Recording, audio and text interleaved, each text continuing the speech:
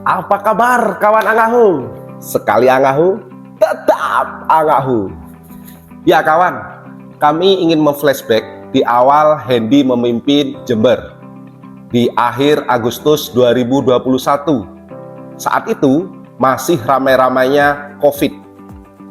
Dan yang membuat kita tercengang bahwa Hendy bersama Sekda dan 2 pejabat BPBD ternyata menerima untung dari kematian masyarakat Jember yang terkena COVID dan dimakamkan di bumi Pandalungan Jember ini. Tidak banyak kalau dihitung satuan. Sekali orang mati karena COVID, Hendy menerima cuan 100.000. Pun demikian dengan Sekda maupun Kepala BPBD dan Kepala Bidang di BPBD. Mereka masing-masing menerima 100.000 setiap orang mati karena COVID di Jember. Pada akhir Agustus itu terkuak, ternyata Hendy dan kawan-kawan menerima akumulasi 282 juta rupiah. Masing-masing mendapatkan 70,5 juta. Kenapa?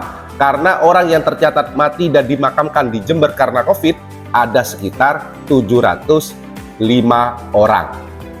Ya, pada waktu itu Hendy berkelit bahwa apa yang dilakukan itu resmi.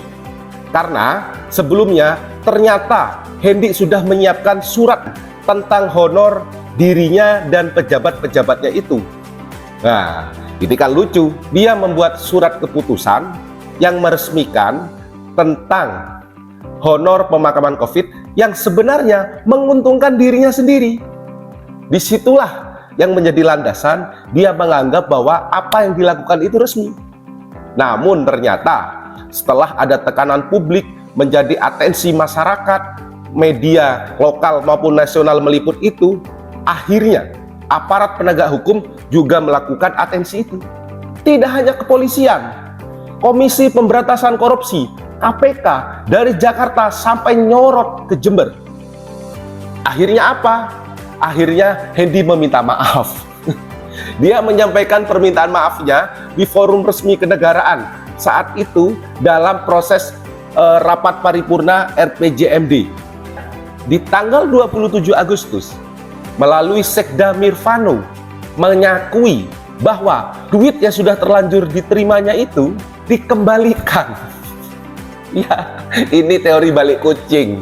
Ya, ketika aman, tidak disorot oleh masyarakat, tidak dipantau oleh aparat penegak hukum, duit itu dia ambil. Tetapi ternyata ketika itu berbahaya, menyudutkan proses hukum yang berlaku, uang dikembalikan. Tapi hebat, Hendy lepas dari jeratan hukum. Namun berbeda dengan Jamil dan Penta. Ya, Jamil dan Penta ditetapkan menjadi tersangka. Nah, ingin tahu seperti apa perkembangan kasus Jamil dan Penta terkait persoalan kasus korupsi dana COVID? Kita saksikan di episode berikutnya. Sekali Angahu, tetap Angahu.